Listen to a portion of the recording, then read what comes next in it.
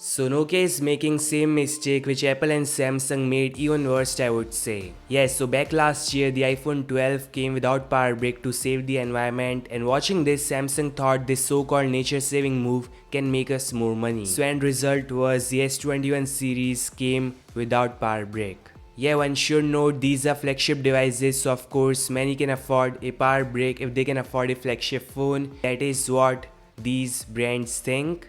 Now what Nokia are doing is following Apple, they are dishing the power brick in their budget smartphone. They clearly mention with the latest Nokia X20 there is no plastic wall charger included. They say we are reducing the ecological impact of Nokia X20. Sounds great. The Nokia X20 is what you say budget device, comes with Snapdragon 480 CPU and cost as expensive as $415.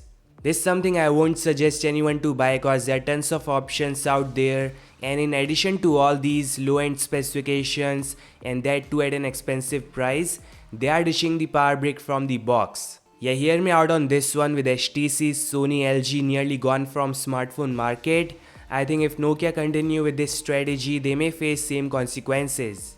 See, no doubt Nokia is doing an amazing job in terms of rolling out security patches, but they just cannot win against Xiaomi and Samsung, and the result was they got full score in trust factor, the software updates and all, but they ship only 2.8 million smartphones in Q4 2020. Yeah, that may sound a huge number, but that is 0.7% market share and 15th position all over, which is not great at all.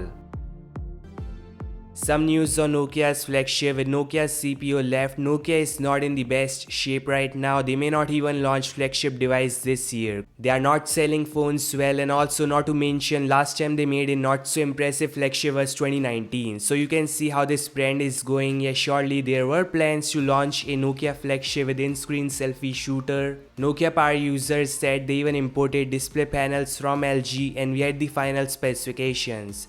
But because of some internal changes in their team, or you can say their CPO leaving this gigantic brand, they are not ready as of now.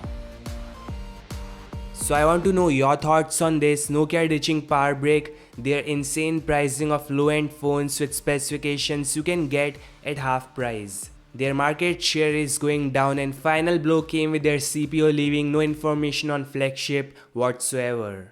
This is all guys, your thoughts in the comment section, and I'll meet you guys in the next one.